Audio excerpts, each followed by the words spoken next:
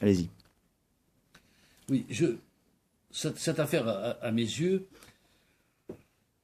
elle laisse apparaître un très grave danger. Un très grave danger pour la démocratie, pour les libertés publiques, pour l'exercice de la profession d'avocat. Au-delà de la violation du secret professionnel. Quel est ce danger? Ce danger, c'est que des juges peuvent, sur la base d'indices dont on ignore tout, mettre un avocat sur écoute téléphonique. Des juges peuvent, parce que, selon eux, l'information les conduit à accomplir cet acte, peuvent perquisitionner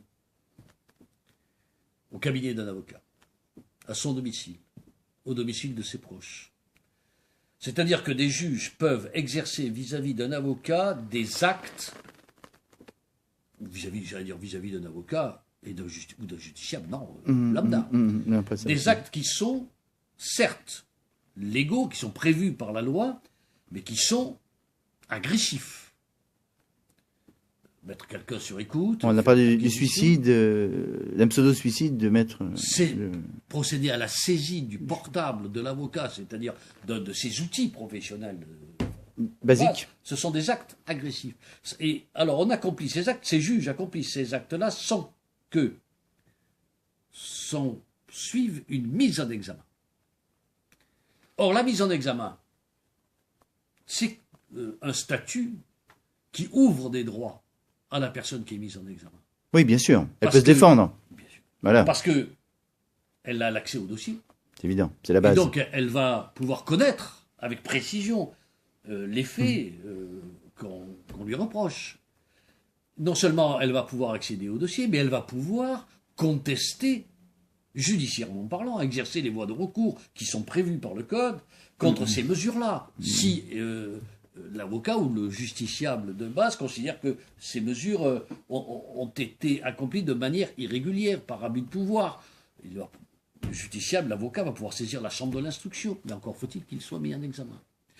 Donc le fait de prendre ces mesures-là et de laisser volontairement, délibérément, la personne visée, le justiciable de base ou l'avocat, en dehors de la procédure, c'est l'empêcher de pouvoir accéder à son dossier, de pouvoir exercer ses voies de recours, de pouvoir donc se défendre, tout simplement. Donc le rendre muet, en quelque sorte. Exactement. Et là, ça me paraît très grave pour l'exercice des libertés publiques. Et lorsque le bâtonnier de Paris, Maître Sûr, nous a informé qu'il saisissait le président de la République de cette situation, je crois qu'il est précisément dans le créneau juridique que je viens de vous exposer, parce que le président de la République, il est, de par son statut, le premier magistrat de France et le garant du respect des libertés fondamentales. Vous voudriez que la loi change, en fin de compte, comme le propose Georges Fenech?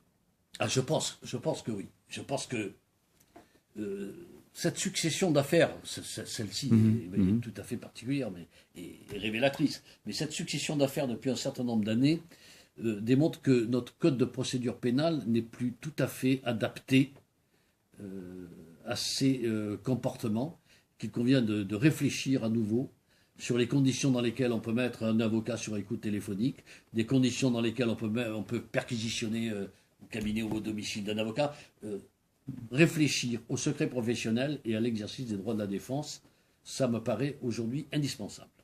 Quelle est la position du président de la République actuellement Je l'ignore. Je viens de vous dire, je l'ignore. D'accord. Il va certainement prendre une position, j'imagine. Je l'espère. C'est pas sûr. Et le ministre de la Justice? La ministre de la Justice La ministre de la Justice, elle s'est placée elle-même dans une position très inconfortable. Pour le moins. Là, on dépasse le cadre juridique. Oui, bien sûr. Non, mais il y a quand même un flou. Il y a un flou. Politique. Il y a un flou. C'est pas la politique, c'est un flou. Oui, c'est un flou. Voilà. Donc, s'il y a flou, il y a forcément des conséquences à une position pas très claire. Oui, à tout le monde. Donc, il y aura des conséquences, vous pensez? Oui. Oui, sincèrement. Merci, maître.